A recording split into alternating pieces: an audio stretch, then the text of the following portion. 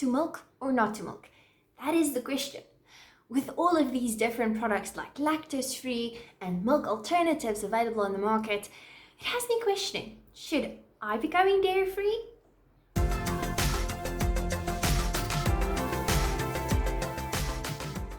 Today I want to talk about the difference between a lactose intolerance and a milk allergy, and also just give you a few things to think about before you decide to just go dairy-free.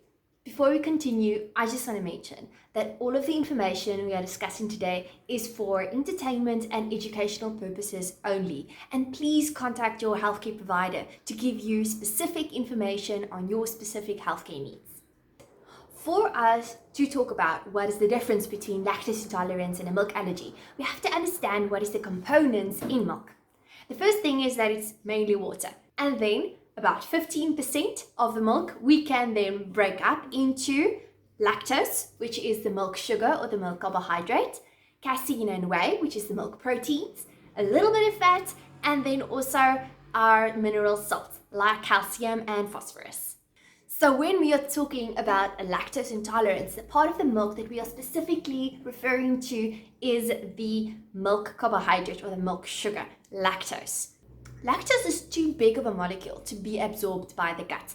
So in the small intestine, we get an enzyme called lactase, which then breaks up the lactose into smaller molecules. These smaller molecules, galactose and glucose, can then be absorbed. So if we have no or too little of this lactase enzyme, the lactose cannot be broken down and thus cannot be absorbed. And that gives us all of those nasty side effects like diarrhea, vomiting, nausea, bloating. We can also get something which we call a temporary lactose intolerance, where because of inflammation or a viral infection, the gut lining can actually become irritated and inflamed and then stop producing the lactase enzyme for a short period of time. Usually, lactase production gets back to normal after the gut lining is healed, but you might need to go lactose-free for a little while. Lactose intolerance used to be perceived as fairly uncommon, but the truth is, those of us who don't have an issue with lactose, we are the weird ones. Humans, like all mammals, used to lose the ability to digest lactose when they reach adulthood. That is not the case anymore because of a genetic mutation that came to be around about the same time that we started farming with cattle. It is estimated that about 30% of the world's population has this genetic mutation, while 70% of the world's population still has a lactase deficiency by the time they reach adulthood. Because lactose intolerance is so common, there are a lot of products available on the market to still make it possible for these individuals to be able to enjoy dairy without having all of those nasty side effects.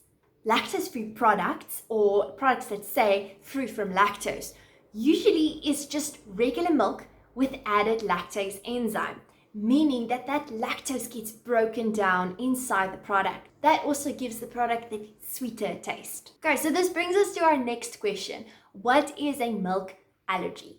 A milk allergy is when the body's immune system mistakenly identifies the protein component in milk, casein or whey, as being a dangerous substance. This overreaction of the body's immune system causes the release of immunoglobulin E, or IgE, which then in turn prompts the body to release histamines. Symptoms of an allergy include your sinus-like symptoms like a blocked nose, runny nose, itchy eyes, sinus headaches. It can also include skin-like allergies or skin-like symptoms like eczema or a rash, and then also it can cause abdominal issues like diarrhea, vomiting, and then in severe cases, it can actually cause anaphylaxis. Food allergies are more common in childhood, but we have seen a rise in allergies developing in adults without any childhood history. Unlike with lactose intolerance, we cannot modify regular milk in order for it not to trigger our milk allergies. A person with a milk allergy needs to avoid all forms of milk, cheese, butter, and other products made with or containing milk. Luckily, many dairy alternatives are available in the market, including almond milk, oat milk, rice milk, soy milk. These dairy alternatives have a completely different composition from one another and from dairy.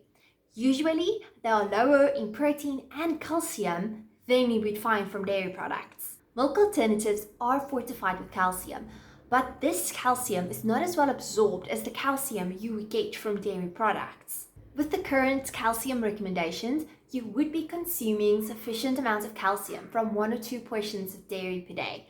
However, if you are relying on non-dairy sources, you might need a few more portions. Apart from a lactose intolerance or a milk allergy, is there other reason we should be avoiding milk? Many dietary approaches opt for the avoidance of dairy in order to lower inflammation.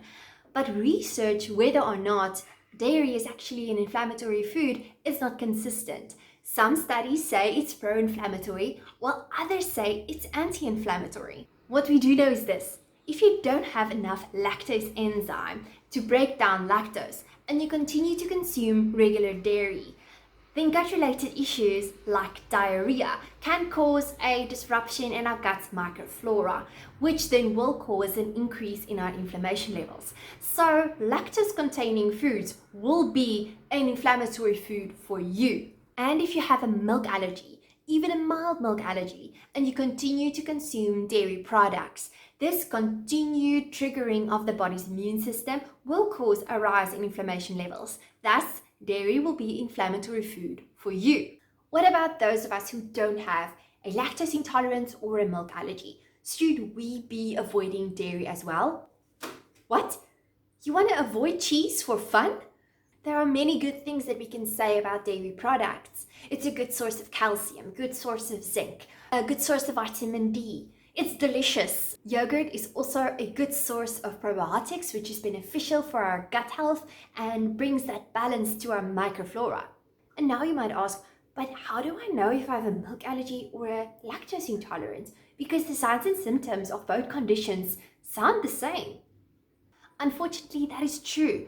Both the signs and symptoms of lactose intolerance and a milk allergy overlap, so diagnosis can be tricky. There are laboratory tests available like blood tests, stool analysis, and breath hydrogen tests, but I don't recommend that you do any of these tests without the help of your medical practitioner. Something I want to recommend that you do think about if you suspect that you might have a milk sensitivity, whether it's lactose intolerance or a milk allergy, is to go for an elimination diet. With this approach, all possible food triggers will be omitted from your diet for a period of time and then reintroduced during a challenge phase. This way, you can monitor improvement and reaction to certain food triggers.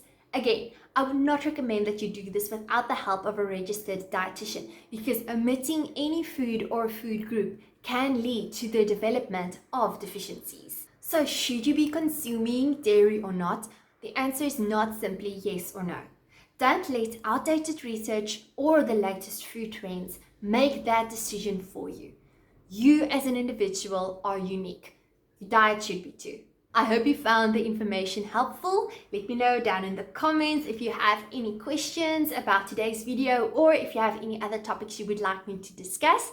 If you like this video, please give it a thumbs up. Thank you for watching. See you next time.